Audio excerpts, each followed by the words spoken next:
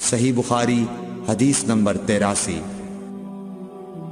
حجۃ الوداع میں رسول اللہ صلی اللہ علیہ وسلم لوگوں کے مسائل دریافت کرنے کی وجہ سے منا میں ٹھہر گئے تو ایک شخص آیا اور اس نے کہا کہ میں نے بے خبری میں ذبح کرنے سے پہلے سر منڈا لیا۔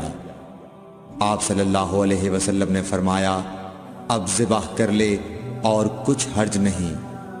پھر دوسرا آدمی آیا، اس نے کہا کہ میں نے بے خبری میں رمی کرنے سے پہلے قربانی کر لی۔